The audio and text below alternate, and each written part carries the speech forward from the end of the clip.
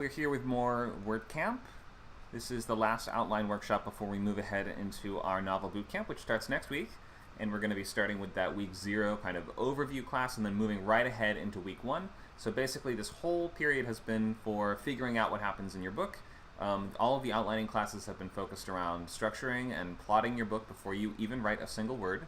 And then in the coming weeks, you'll actually be starting that book and working through it, the draft, in 90 days to finish our novel bootcamp course.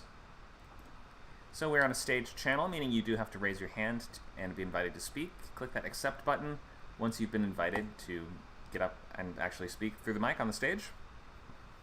We are WordCamp. I think most folks know here that we are linked to ScriptCamp, which is our biggest server, but it is not our only server. We have many other servers in the SkillCamp nonprofit as well, offering free and low-cost classes to reach your life goals. Film Camp for filmmaking, Code Camp for coding. We have plenty of other servers that focus on different skills with lots of free classes, table reads, script swaps, writers groups, and things like this. We have some free public classes like this one, which are open to everyone, and then some like the advanced bootcamp classes that are just for our supporting members.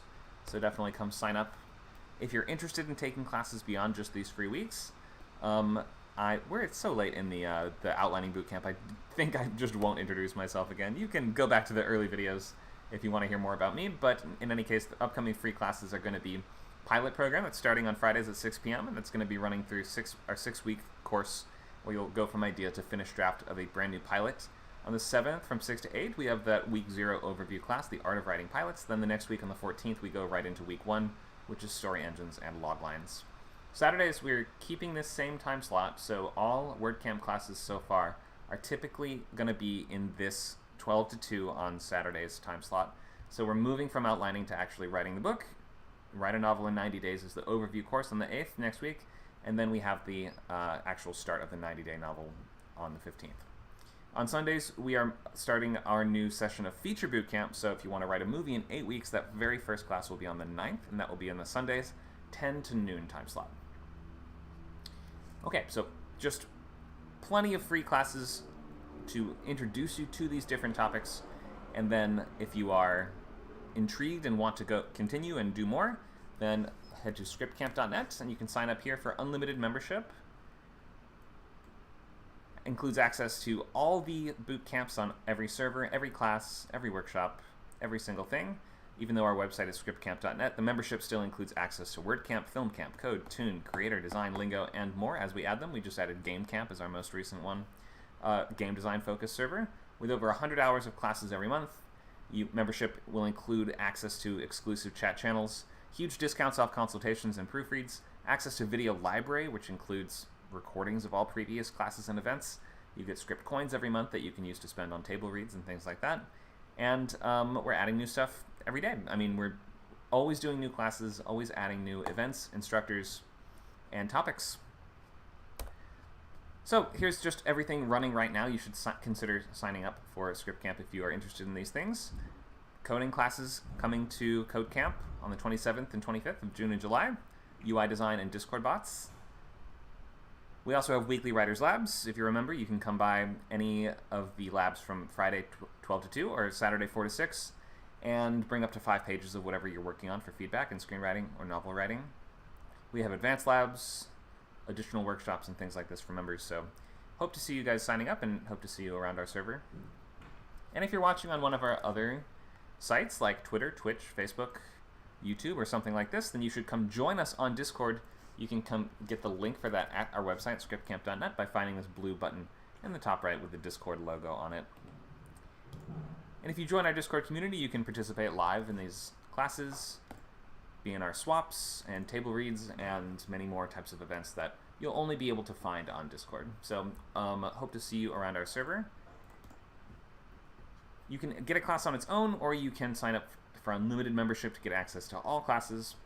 And if you check in the chat, Nacho in a moment will post a poll with some blue little numbers you can click on to indicate if you're interested in one of these upcoming classes, or if you have questions, or maybe have an idea for some new class that we haven't heard of before, or haven't thought of before. And looks like we're trying out Kick. I kind of thought Kick was K-I-K, or is that a different streaming service or platform? Nacho, maybe you can tell us, what is Kick? I guess we're currently talking to the Kicksters. Yeah, welcome, Kicksters. Kick Is that what people. they're called? I don't know. I just heard of The it today. Kick people. Yeah. So, what is kick all about? It seems to be very similar to Twitch, but you know, uh, maybe kind of growing. So, we'll see. There are a few kind of writing streams on there. Um, yeah, wherever you are, we come to you. Yeah. If you're a kicker, chime in and let us know. What is your platform all about? Why do you use it? Is it mostly for watching people play Minecraft, or what's the deal? So let us know. Okay. So whether you're watching on Kick or Tik, do we? I don't think we have a TikTok. Do we have a TikTok? I guess we need that next. Yeah, we just have a kick talk.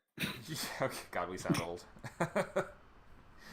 The kids are cringing right now. They're saying hashtag cringe. You have no Riz. Okay, so we are on step five of, or we're right about at step five of the novel roadmap, because we started off with our story concept and logline, establishing some basic elements like genre and subgenre, and our target word count, structure for points of view, chapter length, pacing, and things like this. We then moved ahead into Sketchbook, where we are filling out a basically kind of unformatted, uh, like groups. What do I want to call it? Not a group of notes, but a collection of notes that is going to include ideas for what's going to happen in the story and your basic like early versions of your story beats and logline and things like this, and just categorizing and gathering and aggregating all of your ideas into one single document. And that's what the sketchbook is really good for, rather than keeping everything in a bunch of separate folders and files and stuff written on the back of your sticky notes that are stuck to the closet wall. We also talked a bit about world building and creating that sense of either whether your story is contemporary and takes place in a real location, or whether you're creating a completely new world from scratch.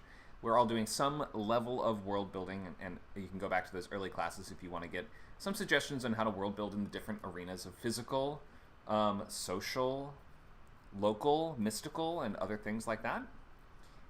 We move from sketchbook into story beats. Story beats being that list of the major scenes of the story that might be kind of categorized under the different act headings. So we know that in Act 1 is basically most of our setup and our establishment of the protagonists and learning who the point of view characters are and what they want and what's missing from their lives and what tactics they're going to be using and basic questions like that.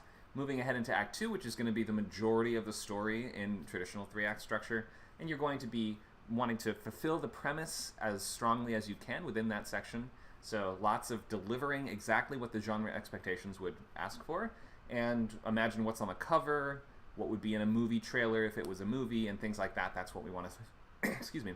That's what we want to see in the premise scenes and all throughout the second act. Second half of second act is going to be leading into significant escalation in terms of difficulty for your main characters up until that all is lost moment where we crash down into the pit of despair and are forced eventually to swing up and dig our way out of it with the break into Act 3. And then the third act is going to be another shorter section, about 20 to 25% of the book's length, where we're going to move directly into finale and then wrap everything up in your sort of final battle or whatever that looks like for your genre and your story, and then summing things up in the epilogue. Or you could look at yesterday's class we did on sort of different styles of epilogue or different variations that kind of discard normal conventions linked to epilogues or things like that if you really want to. But in any case, we are at the stage where you need to kind of have that really clear, or the story beats are that stage where you have a pretty clear sense of what happens in each act. And then as you advance from there, you're moving into scene cards. So, of course, having to work out all your characters, that would probably be in the sketchbook phase where you want to figure out most of the characters. But adding any additional characters or viewpoints as you need to. And then fleshing out the rest of your scene cards, which are going to be a full paragraph, at least for every scene, so you know what happens in each part. You can break that down per chapter, because chapters are going to involve usually a couple scenes, not that many, depending on your pacing and length and things like that. It might just be 1 or 2 scenes per chapter. In reading horror novels, especially the horror novels that feel a little bit more like horror movies, you'll sometimes find that each, and I'm reading The Troop by Nick Cutter right now. Something interesting about the pacing in this book is that sometimes it's like every chapter is like one scene from a horror movie, but it's a little bit expanded, and you get more flashbacks and you get more memories that the characters are bringing to their experience here, or like it sort of like builds out from a single scene, and we kind of add a lot more context and kind of adding more character information to a scene than we'd be able to get in a movie. So using that kind of very cinematic novel writing style, you can kind of think of it as the movie scene is the chapter, but in adding all that extra context and information, we can kind of bulk it up and make like that's what you kind of have to do in a novel as opposed to a movie. You have to dive deeper, you have room to dig deeper, and the audience really wants you to get more into your characters' heads and build out a stronger picture of who they are, how they got that way, what are the things that they are doing reminding them of at the current moment, how is that affecting their kind of lifelong development, not just the development in that one scene, and things like this. So we have to build out a stronger sense of who the characters are in novels than in movies, because we simply get to spend so much more time with the characters and with a closer psychic distance to the characters in novels as opposed to in features. In any case, we've fleshed out our characters and your roadmap through the whole story in the sense of you know what's going to happen in every chapter, and ideally in every scene within that chapter, though you can leave a little bit wider space around the plot events if you want to leave more room to figure out what happens as you get there. Everyone does this differently, and everyone sorts that out how exactly they want to balance that idea of figuring it all out beforehand and leaving space for yourself to explore once you get there. You can do a lot of both. I think just because you're a planner doesn't mean you can't leave room for yourself to go off the map. It's like you're making the map for yourself, but you can leave the map. The map is just like an idea of a way you could get to the ending. So you can always go off from your original plans, but I would recommend if you start going too far to stop and replot or re-outline from there. Don't go. I wouldn't recommend usually going back and trying to fix everything up into where you are. Just stop, re-break the rest of the story, write through the rest of it as if you had already made those changes, and then when you're done in your second draft, you can go back through and fix the first half of the book to match up to that second half. Okay. So look, everyone in the chat is saying they're cringing so hard at me saying all this Gen Alpha slang as we try to branch out to our TikToks and our Kicks and our TikToks and our Instagram grams and whatever. I'll just make it worse every time. Okay, so at this point we should be basically ready to start pages because we're wrapping up these story beats and scene cards, and by now have a pretty clear map through the rest of your story. Ideally, you've color-coded those different sections for your different points of view. You have page or word count benchmarks that you've written generally onto at least some of the major story beats, so you know if your total word count's going to be 80,000, then 40,000 is your midpoint. It's mathematically easy to just figure out some basics like that. But then beyond that, you can go into even more detail. I plot really carefully down to the 1,000 words. So I'm saying this chapter is going to be 73 to 74,000 words. This chapter is going to be 74 to 76. I don't always stick with that, and sometimes that leads to me getting a little tripped up and having to replot as I go. Like in my book as I'm currently writing, I'm writing 2,000 words a day. But I got to a part where I was realizing we haven't checked in with one of the other main characters in a long time. But in order to check in with him, we'd have to slow down the pace on this really exciting thing that was happening in this other part. How can I fix that? And my fix on, and I don't know if this works or not, this was just my on-the-fly, you know, it's like fixing the car while you're driving it kind of solution to this problem was, okay, we check in with the other character we haven't seen for a while, and he has his own interesting scene. Then at the end of that scene, the characters from the first group stumble into it, and they look like they've been through a real mess of a situation. They're all beaten up. One of them has her eyebrow burnt off.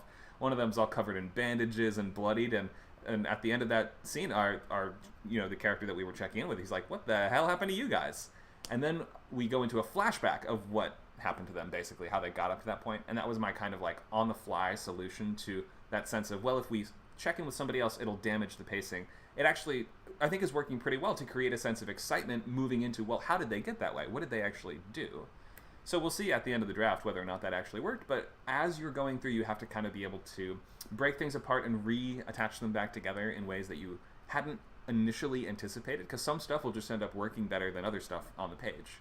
So be ready to adjust as you go, but always, I would recommend, be modifying your outline to compensate. You don't have to go back necessarily, and like if a scene was only intended to be 1,000 words but ended up being 5,000, you don't necessarily have to go back to that scene card that you've already worked through and adjust the numbers.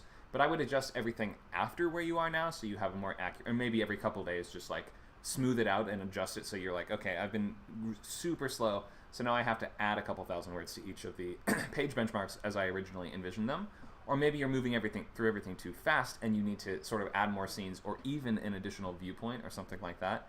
Typically, you don't want to be adding new viewpoints on the fly when it comes to a draft that you're in the middle of, because it's going to throw you entirely off. And if you had plotted the whole thing up until that point without that character in mind, then adding in those new considerations in terms of their wants, motivation, their goal, their progress in their goal, how do we establish who they are, and then move them out of that place of stasis and all those other things might kind of just conflict with the road through the story as you had built it to begin with. So usually don't add additional viewpoints on the fly. It's like having a kid to save the marriage in my mind. It's like, well, how do I fix the story that's not working? I know, we'll have a new character. It's like the husband and wife that are like, how do we make the marriage work? I don't know, I guess we have a kid, and then we'll care about the kid. But it's like every kid you add is going to add an exponential amount of work to the story. So yeah, don't have a kid to save the marriage. Don't have a new character to save the story. Is that the worst, silliest metaphor we've used a lot of weird ones. Okay, so at this stage we're starting pages, and so that means we should be on track to finish this outline by June 8th. That's next week. Today we're going to be checking in for any remaining hurdles that you guys are having. This is the final outline workshop, the final lab. So my ideal is we will check in with everyone. Everyone is totally done with their scene cards and is super excited to start their story. And then you can take us through your story, which is going to be where you start at the beginning and tell us what happens in your book in a reasonable amount of time without going on too many digressions. We'll have a stopwatch running. Don't feel too pressured exactly to fit it in that time. Like, this is not so much a pitching-based art form as screenwriting or TV writing are. But still, it's really useful to have that story in your head so well that you can fluently and precisely take an audience member through the experience of that story. Just verbally, you can read your notes, you can have it all in front of you, just without getting tripped up. You have to kind of know what's important in your story to be able to do this well. But don't panic if you can't necessarily do it well. This takes a lot of practice to be able to do this, on the fly. You can always practice this before a class or other event, a swap or anything else, though. You can have your stopwatch in hand and maybe set yourself a goal of 5 minutes. And within 5 minutes, take us from beginning to end through the entire book. You might want to think about this. This would be just like a way to sum up pretty quickly. Actually, you know what? This is like an early outlining thing. Let's not look at this page right now. Let's go to this slide instead. So, taking us through the story. So, this says 3 minutes or less, but for books, you have a little more time. So, let's think 5 minutes. We're going to typically focus on that central protagonist and explain the gist of their journey. You don't need to take us through the actual experience of reading the book necessarily. You don't have to start with we start in a dark room and we don't know who we're following. And then we follow that character as they do this, and eventually we reveal it's a farmer. You don't need to take us through as if we're trying to experience every emotional moment of it. You would start us off by, there's a farmer that lives in this place, and every day he does blank, until one day blank. And that's kind of the fairy tale model, right? Once upon a time there was blank. Every day, that's setting up their normal world, their status quo before anything changes. Every day they blank. One day blank, and that's like the thing that shakes things up. It's your catalyst, your inciting incident that's going to demand a response from your character, and that response is going to be what pushes them towards the central action of the story. Because of that, they have to do blank, so that we break into two and explain your premise scenes. We have to use this primary tactic in an effort to, unite the Seven Kings against the Dark Lord, or we have to go on the dates with the person we met on vacation until we can find out if it works with them, or something, whatever the meat of your story is, until finally blank. That's going to lead us up to the final kind of battle. You don't always have to take us through every step of the ending. There's two sort of main models of taking us through the story. For this one, I would recommend trying to go through the ending if you can. If you are kind of behind and your scene cards are not finished, you can take us up to about the midpoint and then just kind of suggest the trajectory of the rest of the story. But ideally, try to take us through to the end. You can do it in 5 minutes or less. It's not too hard to fit that all in. Simplified. Focus. Combine characters. Hop over detours. You'll feel like you're losing valuable stuff, but it sets you free. Okay? So today we will do check-ins first to find out who's actually ready for this. And then if you are, you can take us through your story and get feedback from the whole group. Okay, let's start with our check-ins. Hopefully we're all ready to start pages. I'm going to go straight down the list. Oh, there's not a straight list. We have a stage-style channel. So instead, let me ask who would like to raise a hand and tell us your progress. Tell us if you're finished with your outline or if you're ready to start pages or is something getting in the way of that. Give us an update. Luke, go ahead. Hello, I'm not done with my outline. I'm still doing pre-writing and story beats. I dusted off my old novel. Let me find the log line. I posted it earlier for a fantasy group. Can I ask a quick question? Oh, go ahead. Oh, go ahead with your quick question. Okay, so my question was, do you feel that there wasn't enough time to get all the outlining done? Do you think we need to add more weeks to that part of the class? Oh no, I'm just haven't been working on it. I've been working on other things. Okay, understood. All right, tell us your logline. So, it still sort of needs the stakes.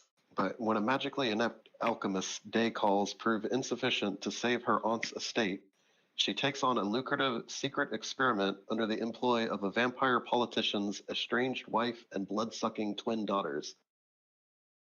Whoa, what was the first part again?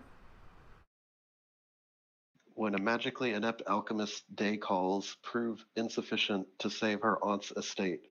Day calls? What is that? It's her job. She makes house calls. Oh, house calls. To rich, to elite people to do really mundane stuff. It's a whole thing. Mundane stuff. Wait, I thought she was an alchemist. She is, but like her talents are used to cure Mr. Ollivander's bunions or whatever, that kind of thing.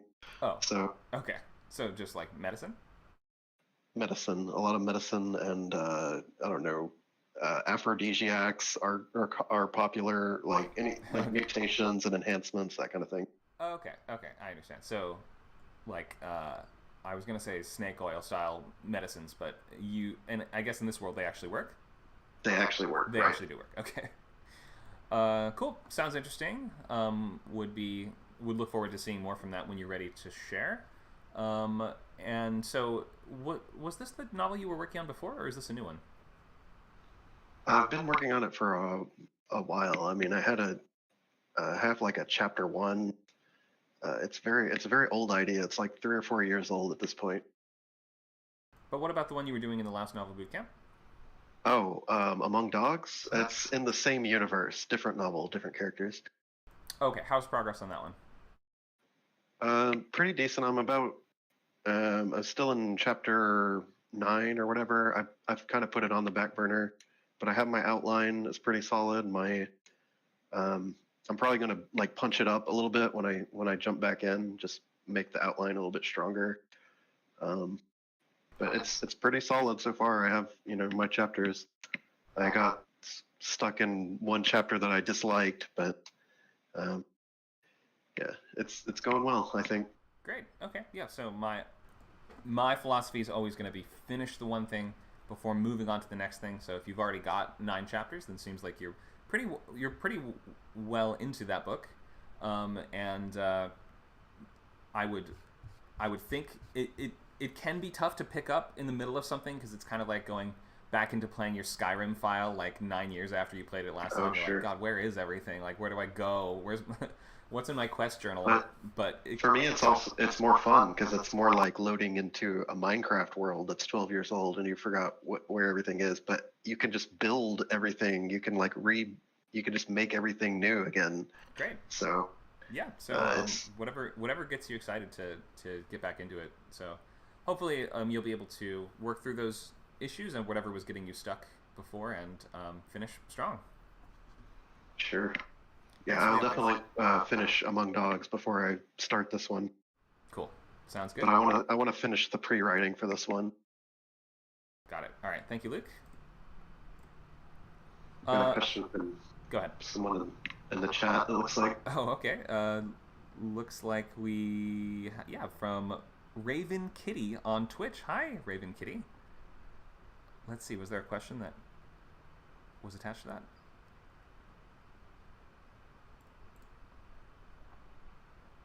Oh, I have to check on ScriptCamp, thank you. Because on WordCamp, we don't see the stream chat. I think the question was just, how are you? Oh, okay. How are you? I'm doing great, Raven Kitty. Hope you're doing good too. You should come join us on Discord if you are interested in being in the class. You can find us at scriptcamp.net. Thanks for coming by. Anyone else want to raise a hand and tell us update on your progress? Are you ready to start pages? Is your outline all finished? Where are you in your work? And hopefully you'll be ready to take us through your story today. Who's next? Michelle, go ahead.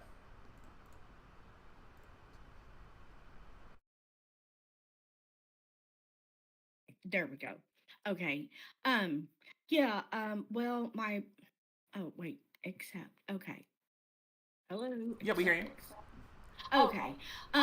Anyway, so, my progress has not been good, and, the reason is because I have, I have a dress I'm making for my trip, and, I'm supposed to go to my sewing class next week, and I needed to have my mock-up done. So, and there are the middle part of my sci-fi novel. It's I really haven't outlined it like I need to. You know. Okay, why not? Well, I mean, because I need to do some of the pre-writing about finding out about like what how I'm going to solve these problems. Luke came up with a great idea of, like the caves and stuff being, um, being pre-drilled and things like that. And I thought, okay, yeah, that's a great idea.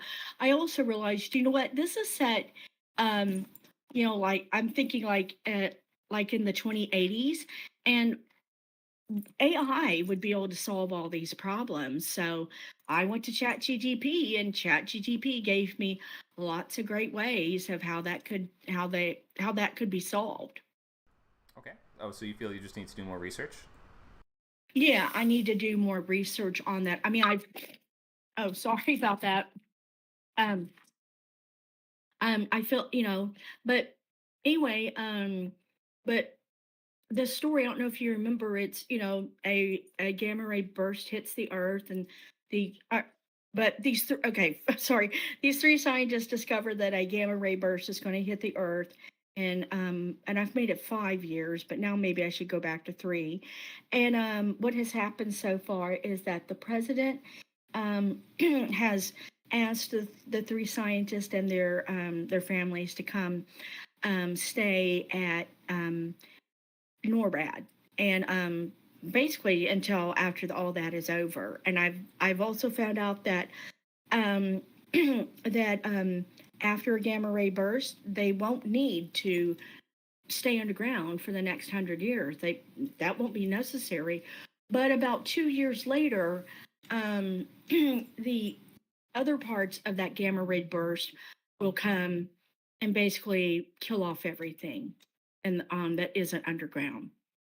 So, um, but after that, they're going to have to rebuild the ozone layer, things like that. And I'm not sure exactly how that could happen. So they would need to live underground again until the ozone layer could be rebuilt, which would take, I think, about 5 years. So they're looking at, well, the families now, the scientists and their families are going to be there until all of this is over. So they're going to be there for at least 10 years. Okay. Everyone else doesn't have to be there for about 5 years after, so so that's what's going on with Okay. that. Yeah, it seems like you picked a complicated topic with a lot of moving pieces, a lot of technology that would play into how that would be solved. Yeah. So it would seem my suggestion would be if your idea is so complicated that it would require that much research to write, then maybe set it aside and write like just until you've written a book that you're happy with and that you have to kind of like teach yourself to write a book. Yeah. If you're trying to pick projects that have these big impediments and stumbling blocks at the very beginning, which are like I need to do a lot of research right at the start, it is kind of a little bit slowing you down. And just Hmm. like if whatever you're doing is not letting you finish books, then you need to try something else. Would be my Right. suggestion. Which is not to Exactly. say this can never happen. Of course, you if you can find the time to do the research and things like this, then of course you can finish this one. But just my suggestion would be if you're looking to write something for the boot camp, then maybe pivot to something a little bit newer that you can work on pretty quickly without having to worry too much about getting it just right. Up Okay. to you though, how you I'm want to just not. go ahead. Well, I don't know what other ideas. I mean, I've got the horror script that I was planning to first make a book. I've got the romance novel, and I've got this, and I'm just not too sure what to do after that. I mean, those are the three main ideas I have. I mean, I want to I want to write more books, but I'm just not. I'll have to think about what other idea I can come up with, or just go back to the romance book. Sure, I yeah, mean, it's totally up to you. or I would just say if any of your projects are just you find yourself unable to make progress on them for some reason, then that Mhm. means you should either choose something else or you have to find a way to fix those problems. But either way, you got to be finishing books. Like if you want to be a novelist right. and be selling books and everything like this, Obviously, yeah. right? Well, I don't. I'll just have to brainstorm and come up with something. I mean, maybe write a fantasy novel. Sure. Come up with like maybe a simple system of magic. Not nothing complicated. Okay. Yeah. Or you could maybe Um, if you're looking to write something a little shorter than if you write something in the chapter book range or middle grade kind of range, then those are a lot quicker to get through than an adult novel. you know what? Wait, the other idea that I had for Jelly about the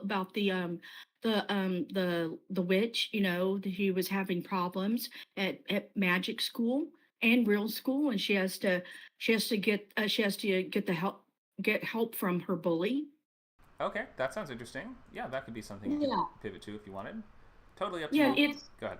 it's middle grade, so okay, that might work. Maybe I'll work on Jelly instead. Yeah, if that would be faster than researching a densely detailed sci-fi novel, then I'd say whatever gets you a book, whatever gets you to the end of a book quicker and more efficiently is that's the goal right now. Why, I will have to find out how long, how many pages are middle grade books. Someone will have to tell me.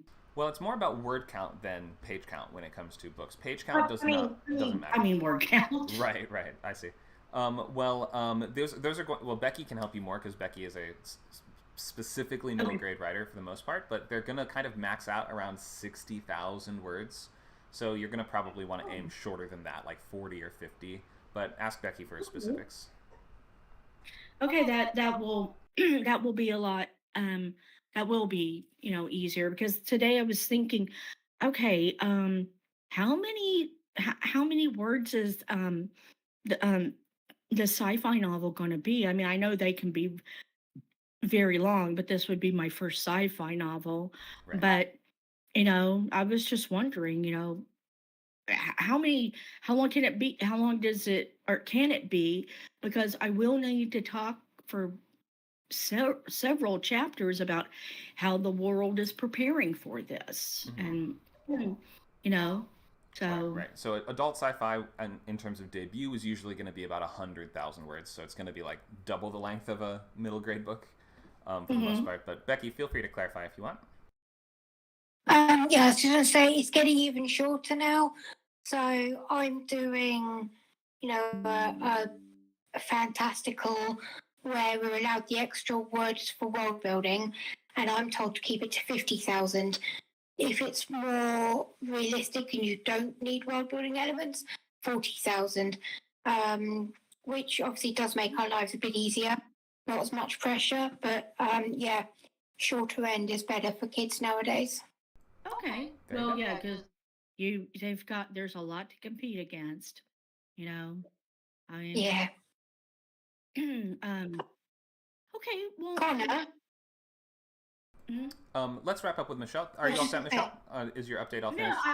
Go ahead. that's great advice. I think that, I could get Jelly written in, I don't know, maybe 2.5 months. But you know, I am going to France for a week, and like last week I didn't show up because we were just spending the entire day just deciding what's our itinerary. We need to do this and we need to do that, Right, right. you Endless know, planning.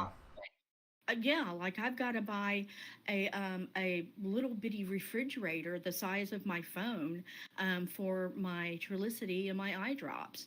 Or I'm not gonna be able to go because I have glaucoma and I gotta take my drops every day and they have to be refrigerated and blah blah blah. And Wow, yeah, lot to you lot to know, plan for. It seems like. Well, hopefully you can find yeah, some time to work on your writing still.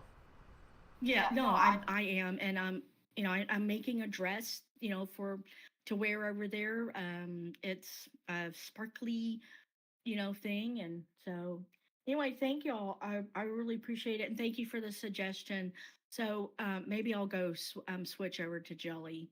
Sure, yeah, up to you. However you want to play it, like you'll find your way through it. But just whatever it takes to get you to actually finish a book, Mm-hmm. that's usually going to be the right move. Thank you for the update. Sure. Oh, sure. Thank you. Go ahead, Becky. I was going to ask if you could just keep me on the stage, but I'll mute until it's my turn to speak, only because it took me about 2 minutes to get onto the stage. Just then, I'm on my iPad instead of my computer. Okay, sure. Yep, no problem. Becky, are you ready to... Why don't we just go into your update right now? Maybe you can tell us where you're at with your outline? Yeah. I'm just finishing up, putting some finishing touches to the synopsis now to be able to share with you guys in a minute when you've gone through everyone's update. I'm ready and eager to start drafting. This is from my one for Chicken House. And will you be ready to take us through the story today? Like, we can end the stream early if you want to do it private instead of public on YouTube and Kick and Twitter and all these things. Yes. Yeah, if I could do it at the end so I can do it with you guys, just because obviously broadcasting it, I don't know what I'm allowed to do. Okay. So, but yeah, I will be ready. Okay, we'll save it for the last half hour then. Cool. Thanks, Becky. Who else? Give us your updates.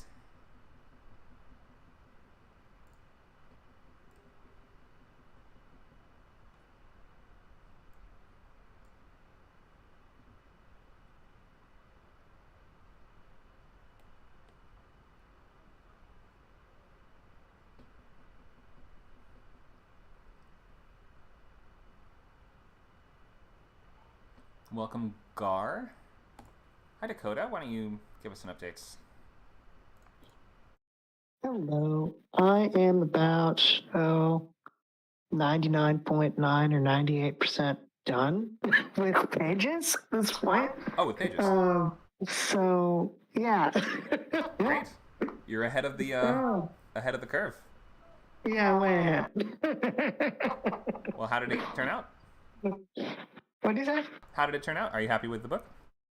Yeah, I'm happy with it. Like for a first draft, it's very good. Is it perfect? No, but that's why it's called the first draft, Do not expect your first draft to be the best thing in the universe, everyone. It won't. That's not the point of this. So yeah, I mean, it was good. I learned a lot. I actually learned that I can actually write something. That's longer than than most things. And yeah, I really enjoyed the process. I think the next one might actually be publishable, so we'll see. Great. We'll see how it goes. But no, it was very good. I enjoyed the experience overall. Okay. Awesome. So yeah, it turned out very nice. So for this course, were you planning on like writing another book during the novel boot camp, or were you planning on doing a rewrite, or were you planning on what was your intention there? I'm probably going to start something completely new because I do not want to jump into rewrites with this yet. I want to like give it like 6 months or something till I rewrite it because I literally am like, okay, I'm just kind of coming off of this one, so I don't want to rewrite it immediately. I do want to give myself time, so I might start with something completely new. So yeah, we'll see how that goes. Cool. All right. Well, thank you for the updates. Anyone else?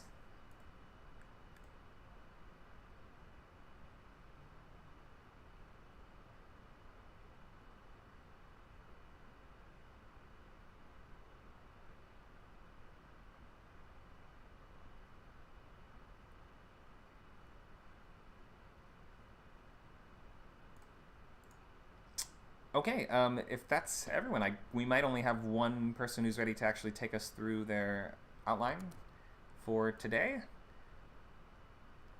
Let me know if that's not the case. Megan, go ahead.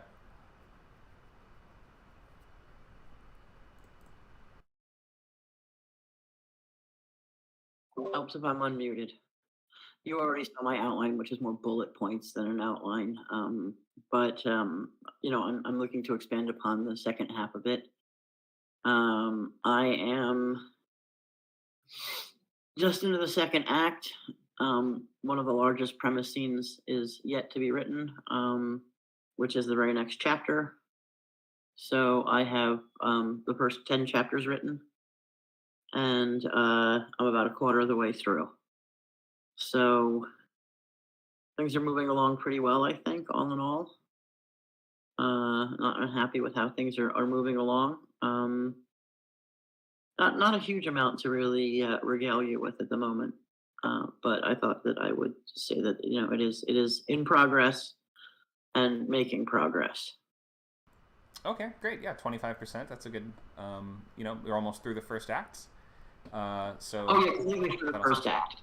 Yeah. Awesome. Break into two is the entity is coming out this next chapter in 11. So, and I'm at a little over 18,000 words, 18,000 and a half words, or 18,500 around there. So that's a perfect 1/4 mark. I just have to think of a few more premise scenes. I need to have a really good point of no return, and I know that I need to have, at some point the exposure and abandonment of the good guy persona for David. And so I'm just still working out the last little sort of premise scenes that go in between the creature being let out and David's betrayal.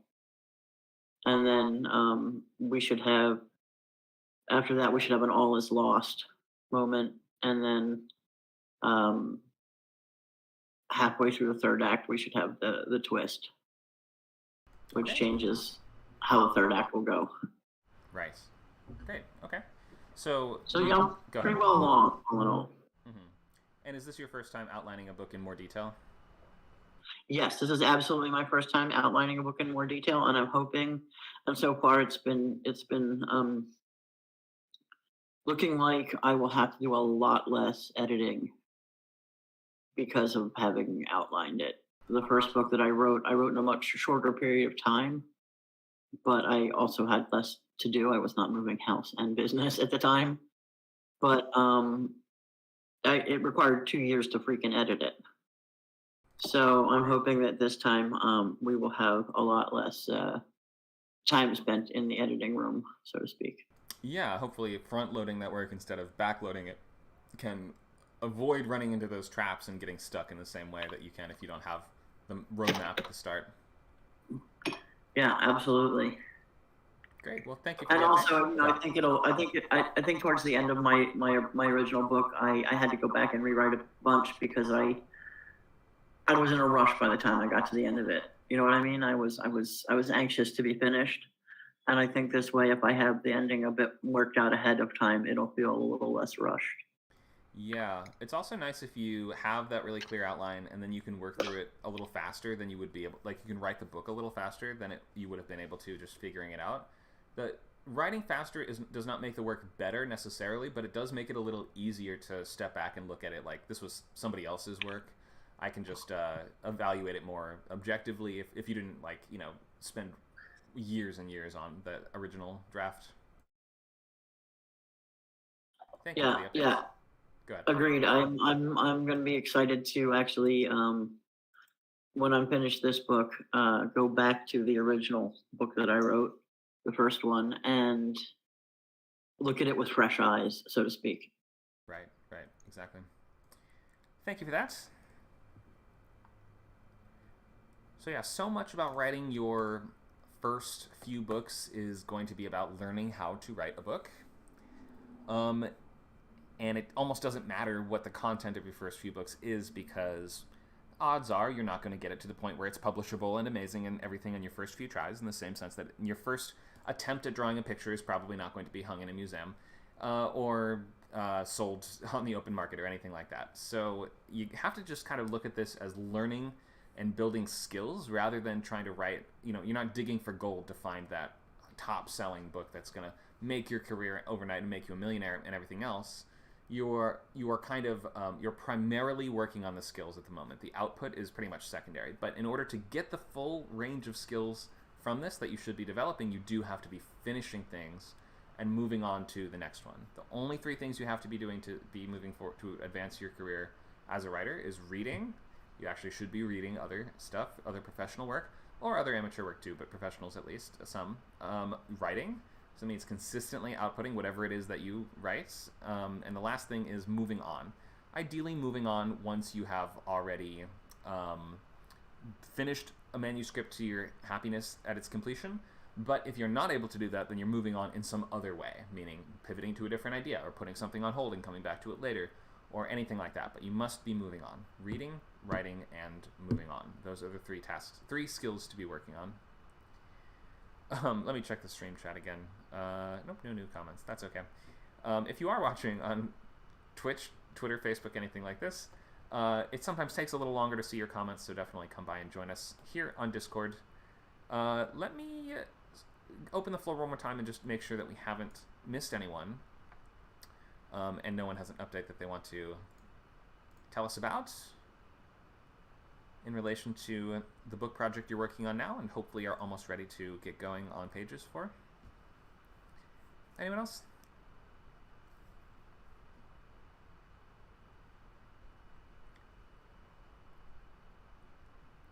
I see in the chat Luke says it might be helpful to walk through my vague ideas about the story structure. Okay, yep, we could do that today if you want to.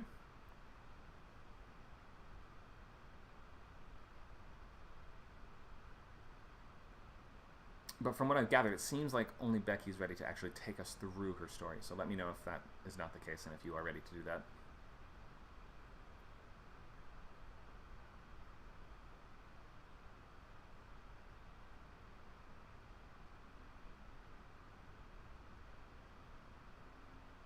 Okay, I don't see any other hands raised.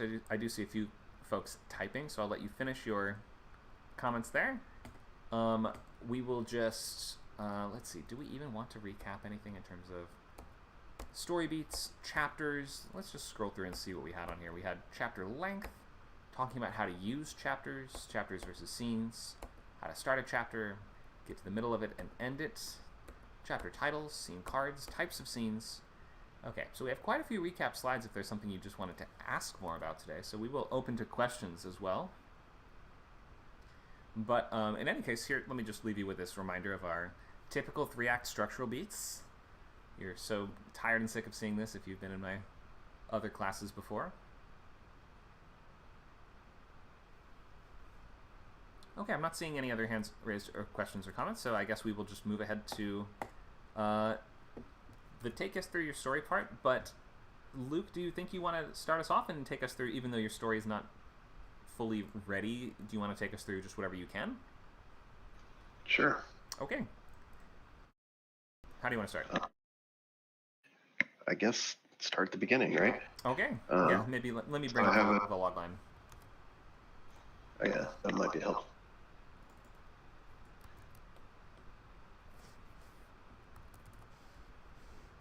Okay, we're doing Moon... Where is it? Moons over Maycomb. Yeah, or I'm sure people will pronounce it Macomb, so I'm probably going to have to change the title or Okay. change the spelling. Because in my brain it's Macomb. So anyway. I read it as well, so I got it at least. Right. Okay, the beginning is we're doing like a time jump. It's a cold open. We start at a gravestone. We meet the alchemist standing at the gravestone of Annabelle, who we're going to meet later. And then there's a little bit of sort of like flashback of like something really bad happened to this person. And then we have the button that we end the scene on is Charlotte looks at her. She has a stagecoach, but inside her stagecoach are these two child-sized coffins that are like concealed in the bottom, and that's sort of the button we end on the cold open. And then we go back in time. Wait, pause. Sorry, who's Charlotte? Is that the alchemist? The alchemist, Charlotte Deacon. Yeah. Okay, thank you. And we jump back in time, and we sort of meet her as a little girl with her paw, and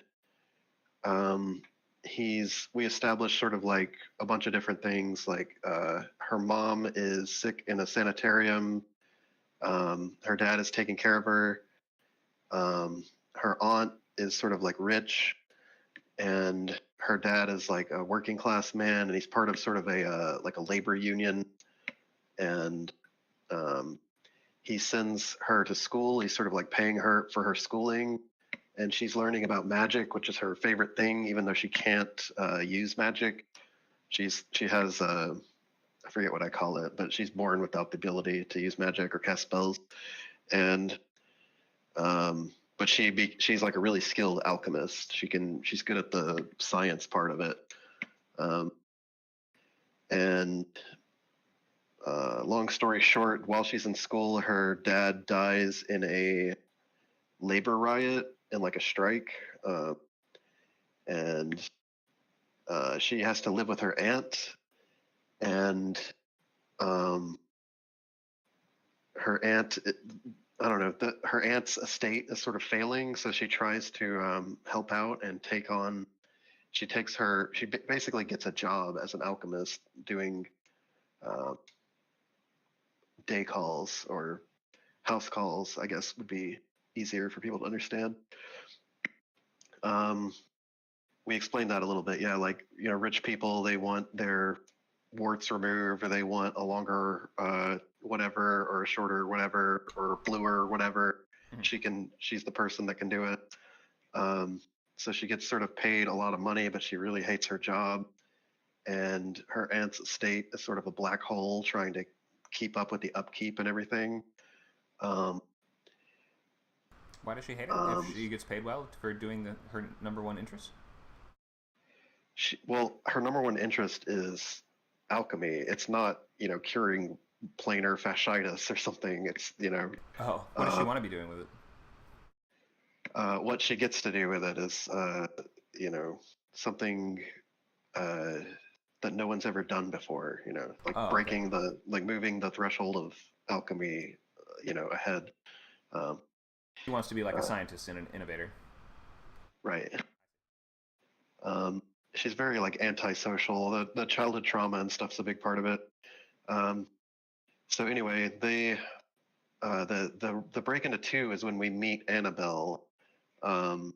So her business is failing. Like, her job, she hates her job. She's struggling for money, and she meets Annabelle, this like rich, mysterious individual who offers her a job and offers her sort of, I don't know, the opportunity to meet this up and coming politician, and invited to a big like ball, and we get to meet Blayloth at the ball. I'm going really slow, but I have a lot of Act 1 figured out. We meet Blayloth at the ball. He gets this like big grand speech and introduction.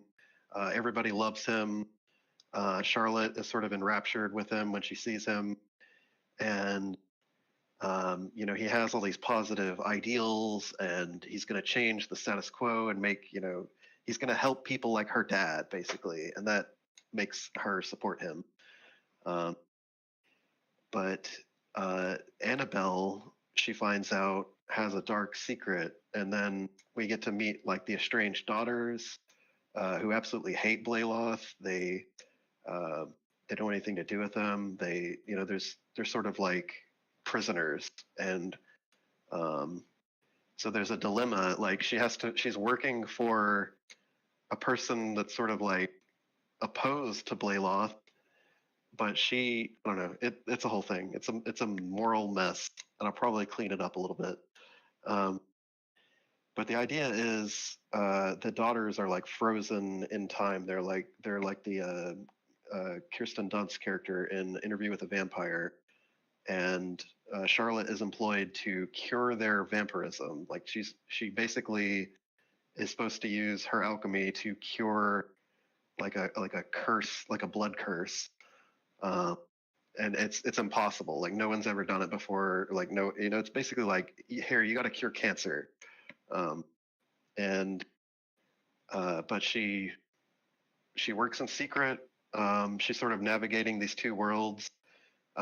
Meanwhile, the evidence of sort of like abuse becomes more clear to her.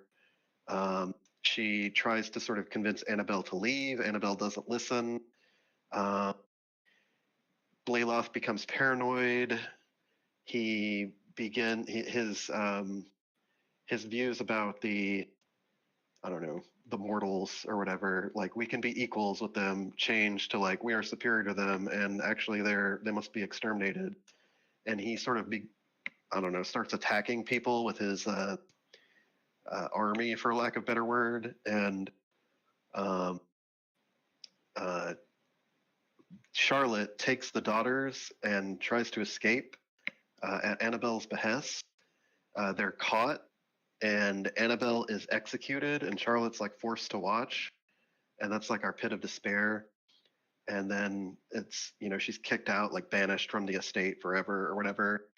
And then she sort of has to come up with a plan to break in and steal the girls and fight Blayloth and escape to the Weird West is the finale. And why is she risking her life to save the girls? Is it because they bonded throughout the story? Yeah, they bond. They sort of, their character arcs, change, and they sort of she becomes like their adopted mother, basically. Okay. I don't know how to explain it. Like Annabelle is a very toxic person, personality-wise. So. Okay. Anyway. And what was the finale? They escape to the Weird West. Like we go back to that scene with the grave, and we're like, we know like what the deal with the grave is, what the deal with the girls is, and then we flee. And then there's the big confrontation with Blayloth. Like he doesn't want to let them flee, so they have to fight. But then, the finale, they escape. Oh, do they defeat him? I'm sure they cast him down into the abyss or whatever, or drive the golden spear through his heart, or whatever it is. Okay, so happy ending. Yeah, and I think the lead daughter is going to be the one that gets to kill him. The older daughter. Okay. The older twin. They're fraternal twins. I don't know if I say twin daughters, but they're fraternal twins. Okay. Yeah, sometimes in certain mythologies you can't strike against your vampire sire, or it's like or it's extra difficult for you to work against them, or something like that. So maybe that. Well, in my story, it's he is the head of the bloodline or whatever. When you kill them, everyone in the bloodline that he has sired dies because of the blood curse. Mm-hmm. So it's like a suicide unless Charlotte can cure them somehow. I see. Okay. So there's three kind of ways you can play that. Usually killing the head vampire either saves everyone that they've turned and turns them back into a human, or it kills them all, or it sets them all independent and now they're all free vampires. That might be more interesting, actually. Yeah, if it that's kills a better them all, ending. She would have to cure them. She would have to definitively cure the vampirism if they were going to kill the leader, right? Right, and that could be like a thing where she can't actually do it. It's impossible, right. But they choose to kill him and be permanently stuck in their child forms or whatever, just because he must die. Yeah. You know, We accept the risks and consequences, and it's worth it to them to get rid of it. Like, they'd rather live as a child forever than have him still around. right? But I guess they would be a child forever no matter what at this point. There's no turning them back into a human, is there? Or is there? Well, they would naturally age and right, live right. the rest of their human life out. Okay, so they would just resume their normal Right. lifespan. I see. Okay, well, that's kind of a pretty good deal. You don't even suffer the effects of the age that you've aged so far. Yeah. Like, and some of them, it might age Once them you're- up, right? They might, if they were child vampires for 20 years, they would just become adults right away. What do you mean? No, they would stay. They would have the mind of an adult or whatever, but their body would still be a child. They'd have to sort of like grow into adulthood and Right. live out the rest of their natural lifespan. Yeah. The that's blood just curse like locks their physiology in death, basically. Right. I guess I was suggesting in a different magic system that governed how it worked. How it could work was that you save up all those years and then they apply to you after you switch back into human mode. So there's like a Yeah. age debt that you have to pay, basically. But in yours, it I seems think like they do it's that better for in the humans. Blade or something, where they Oh, do they? they cure the guy and then he ages up really fast and turns to dust. God, I don't remember. Maybe. That's definitely something that would happen in Blade. Blade 2 probably something obscure. Obscure. That's the best one. It's Blade 2 is the best one. Is that the Guillermo del Toro one? I mean Blade 3 then. Yeah, Blade 3 is pretty much a disaster. It has too much Ryan Reynolds in it. Being too Ryan Reynoldsy. Yeah, save him for Deadpool. Yeah, don't do Deadpool in Blade. Come on. Okay, we're digressing. It sounds like you have a pretty solid arc. This is like a gothic horror kind of arc where it's like the governess comes to live with the weird master and then needs to end up escaping the mansion from him. Is that the kind of story? I mean, I wasn't thinking of it like that, but yeah, the bones of gothic horror. What did you call her? Proprietress? What is she called? A governess. Usually the governess. Yeah. Yeah, the governess is That's like all a there. classic gothic horror protagonist. Like the quintessence, like to the extent that a detective is the lead of a mystery story, a governess is the lead, is the quote automatic lead of a Right. of a gothic It has story. all the characters. It has the like spoiled children. The Byronic hero that you sort of set up in this initially alluring kind of way, but then you learn he has a dark secret. Like, this is just very, very gothic stuff. I would maybe even consider describing it as that rather than Weird West, because when you say Weird West, people are going to see gyrocopters and like sandworms and demon cowboys and stuff like that. I guess it's not Weird West is not a super well known or well defined genre, but when you say Western, people aren't going to think, oh, there's a spooky house with vampires in it that we're trying to escape from. You know what I mean? Gotcha. Yeah. It's that So I makes think about sense. maybe like gothic slash fantasy or gothic horror or something along those lines might be a bit more accurate Dark description. fantasy / gothic horror or something like that. Gothic fantasy is very much a descriptor you could use as well, and often will have elements of both horror and also romance in it. So that's what Gothic kind of includes, all of the above. Yeah. There's some people in the audience that will ship Charlotte and Annabelle for sure. People in the audience of this class, or people in the kind of general? And in this class and in general, yeah. Oh, both. Okay. Why is that?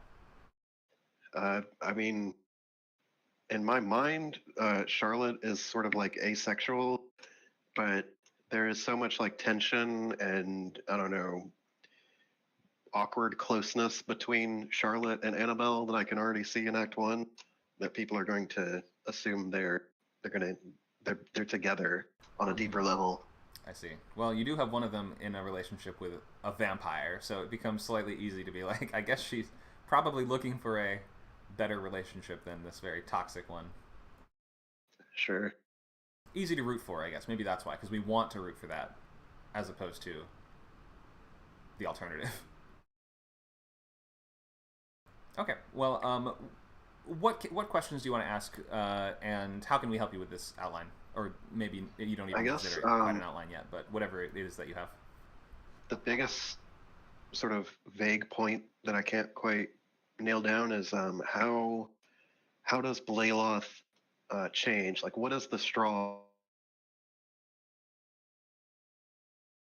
Is it that Annabelle actually does betray him and he discovers that, or what is it like? Here's a question. Why does he snap? So is the snapping he goes from thinking we can tolerate humans to I can't tolerate them anymore, we have to exterminate them? Well, even so, his idea is like he wants vampires to come out of hiding and take their rightful place, like co-equal amongst mortals, in a co-beneficial capitalist relationship where the buying and selling of blood is a big part of it. But he comes to believe that that will never work. The vampires of old were actually right, and or actually they were wrong. They thought mortals could be controlled and kept like cattle, but they can't be controlled. We have to wipe them out. Like this, we cannot coexist. Then I would think that that realization should come from his interactions with Charlotte. She's a human, right? Yes. Then I would think about at the beginning, really build a lot of tension with him, where he's like, I don't trust people like you, that sort of thing. And you can really build that kind of like Darcy, Liz Bennett kind of like relationship between them, where he's very standoffish and cruel and emotionless and things like that. And she starts to really break through. And then for the first time, he's like, maybe I can trust humans. You know what I mean? Like, maybe you're not all that bad. I suppose I could trust maybe just this one. Maybe you. And then when she realizes how bad he really is, then you can use that. Sorry, go ahead. Do you have it backward? I want him to start sort of like trying to trust humans and trying to be, break bread and give an arm and a leg or whatever of himself to the humans and to the mortals. And does that make sense? Right. Yeah, that's what I was going with. Okay, so you're saying he meets Charlotte and she's the one that sort of creates that in him, though? Like, I want him to start off that way. So if he's not struck, so let me go back, or I may have to. Okay. Where did I leave off? So I was thinking that if he starts off standoffish and unwilling to trust humans, but we watch him open the doors to that, and we watch him say like, I can't be like all the other vampires. I'm not like those other guys. You can trust me. You can vote for me. I think that we need to mend the gap between humans and vampires or something like that, and that's why I'm going to choose a human governess, or I will allow my wife to hire this human, and I will, begrudgingly give her this trust, and eventually open up to her and things like that. And then when she starts acting against him, he can take that betrayal as confirmation that he was right. Oh, I guess humans can't be trusted. I was wrong to give you a chance. You all need to be squashed and exterminated because you hurt me, in the same way that humans will always betray us and will always turn against us. You see what I mean? So it could be like a big show of him opening his house or whatever. Like, exactly. The party could be the first time he's like opened to humans. Right. And he could make a big show about like, I'm going to hire a human governess, and Charlotte's not so scary. Have Annabelle pull Charlotte up on stage in front of all the staring eyes. Yeah, exactly. And maybe even he does a stunt where like somebody nicks their thumb with a knife or something like that by accident, and then he like refuses to go crazy over it. He's like, let me take care of that for you. Gives him a bandage or something like that, and everyone claps and he like takes a bow. He's like, if he's a politician, he's trying to normalize the idea of different magical creatures and things like that. That's a great idea. So if he initially opens his doors to them and then he feels betrayed, then we would kind of almost understand where he's coming from when he's like, I was right about them. They will always betray us, and if we give them even an inch of leeway, then they will use it against us. Yeah, and worse, Charlotte's like trying to take away his power almost by finding the cure for vampirism, Right, that's exactly. She was secretly plotting against me the whole time. That's worse than an assassin, that's anyway, that's great stuff. I will definitely put a note of that in my document here. Cool. Yeah, that makes sense to me, just because like we typically want the major changes in a story, if you can, to revolve around those other characters' interactions with your hero. And like if this is all tying back to the A story, then the A story should be what causes that change in the other main characters, or like their experience with your protagonist is what pushes them where they eventually need to go. That's just my initial like off the cuff thought on it. Yeah, that definitely adds something. Cool. Anything else you wanted to ask about? Nope, we could move on. Perfect. Thanks, Luke. Some other suggestions in the chat for you as well to look at when you have a moment. Okay. So let's take a step back. Who has questions based on anything we've talked about today? Let me just turn my air conditioner off really quick so it doesn't overwhelm my microphone.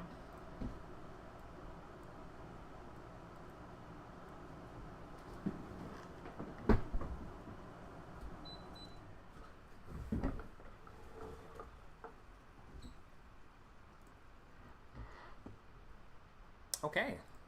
Anyone else want to ask a question, brainstorm about your outline, solve any issues in your story, or anything else before we go through Becky's?